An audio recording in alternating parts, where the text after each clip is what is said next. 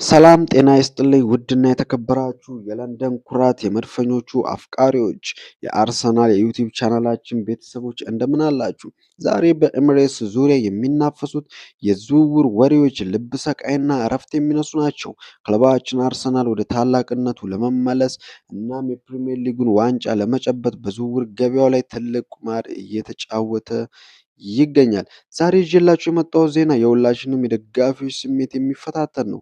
በአንድ በኩል ለዓመታት በግራ ክንፍ ላይ ሲያገለግለን የነበረው በፈጣን እግሮቹ ስንት መከላከያ የሰባበረው ማርቲኔሊ ክለባችንን ሊለቅ ወደ ሳውዲ አረቢያም ሊያቀና ነው የሚሉ መረጃዎች እየወጡ ነው።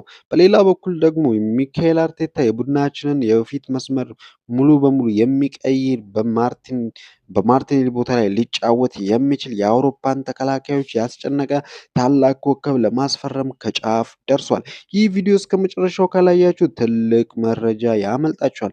አርሰናል ማርቲኔሊ ለመልቀቅ የጠየቀው የገንዘብ መጠን ስንት ነው? አዲሱና ፈጣኑ ኮከብስ ለአርሰናል ምን አዲስ ነገር ይዞ ይመጣል? እስከ ቪዲዮ መጨረሻ ድረስ አብራችሁን ቆዩ። ለቻናሉ አዲስ የሆናችሁ ደግሞ ሰብስክራይብ በማድረግ የመድፈኞቹ ቤተሰብ እንድትሆኑ በአክብሮት እጠይቃለሁ። አሁን በቀጥታ ወደ መጀመሪያው ዜና እናልፋለን።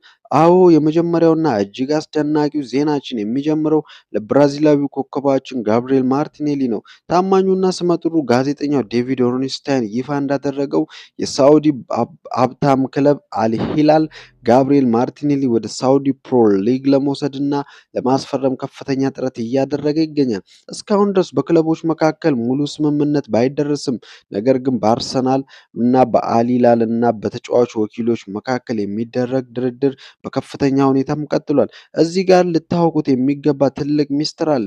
ማርቲኔሊ ከዚህ ቀደም ከቱርክ ሊግ የመጣለትን ጥያቄ ሙሉ በሙሉ ውድቅ አድርጎም ነበረ። ነገር ግን ለአልሂላል ጥያቄ ግን ልቡ ክፍት እንደሆነና ወደ ሳውዲ የመሄድ ፍላጎት እንዳለውም እየታወቀ ይገኛል።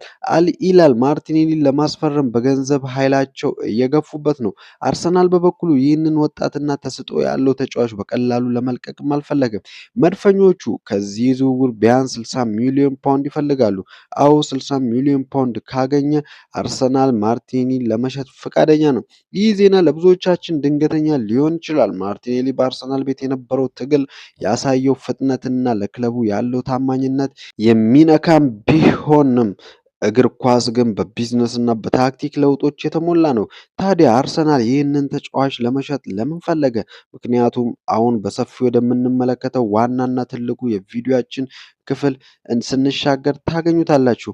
አሁን ወደ ዋናውና ወደሚያስደስተው ዜናችን ስንሻገር ሚካኤል አርቴታ የዝውውር መስኮቱ ከመዘጋቱ በፊት የአርሰናልን አጥቂ ክፍል ሙሉ በሙሉ ለማነቃቃትና ይበልጥ ገዳይ ለማድረግ አንድ ትልቅ ተጫዋች ለማስፈረም ከጫፍ ደርሷል። ይህ ተጫዋች ሌላ ማንም ሳይሆን የአትሌቲኮ ቢልባኦ እና የስፔን ብሔራዊ ቡድን ኮከብ ኒኮ ዊሊያምስ ነው። ውድ የቡድናችን ደጋፊዎች አርሰናል ከተጫዋቹ ጋር በግል ጥቅማ ጥቅሞች ዙሪያ ሙሉ ስምምነት ላይ ደርሷል።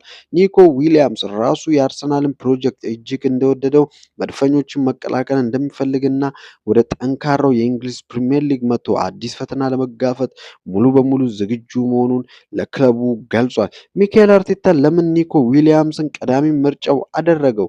ለምንስ እሱን ለማምጣት ይህን ያህል ይጓጓል? ኒኮ ዊሊያምስ በአሁኑ ሰዓት በአውሮፓ እግር ኳስ ውስጥ እጅግ አስፈሪ የሚያደርጉት አራት ዋና ዋና ባህሪያት አሉት። እስኪ አንድ በአንድ እንያቸው። አንደኛው እጅግ አስደናቂ ፍጥነት አለው። ኒኮ በክንፍ ላይ ሲነሳ ማንም ተከላካይ ሊያቆመው የማይችል የሮኬት ፍጥነት አለው። ይህ ፍጥነት በአርሰናል ስብስብ ውስጥ መልሶ ማጥቃትን እጅግ ገዳይ ያደርገዋል። ሁለተኛው አንድ ለአንድ ወይም ዋን ኦን ዋን ላይ ድንቅ ነው። ተከላካዮችን ፊት ለፊት አግኝቶ በማታለል ወይም ድሪብሊንግ በማለፍ ላይ ንጉስ ነው። በአሁኑ ሰዓት አርሰናል የሚከላከል ቡድኖችን ሰብሮ ለመግባት እንዲህ አይነት ተጫዋቾች በጣም ያስፈልጉታል። ሶስተኛው በግራ ክንፍ ተነስቶ ወደ ውስጥ መግባት ወይም ኢንቨርሲቲ ዊንገር ይወዳል። በግራ በኩል ኳስ ይዞ በፍጥነት ወደ ውስጥ በመግባት በቀኝ እግሩ አስደናቂ ጎሎችን የመምታትና የመፍጠር ብቃት አለው። አራተኛው ደግሞ ለቡድን አጋሮቹ እድሎችን መፍጠር ወይም አሲስት ላይ ጎበዝ ነው። ኳሶችን አመቻችቶ በማቀበልና ለፊት አጥቂዎች የሚሆን ድንቅ ኳሶችን በመቀነስ ረገድ እጅግ የተመሰከረለት ነው። እንዲሁም አርቴታ የሚፈልገው የፊት መስመር የመከላከል ጫና ወይንም ፈጣን ፕሬሲንግ ለማድረግ ሙሉ የአካል ብቃት አለው። ሚካኤል አርቴታ በክንፍ መስመር ላይ ፍጥነት፣ የዋን ቪ ዋን ችሎታና ጎል መፍጠር የሚችል ፍጹም ተጫዋች ሲፈልግ ነበር።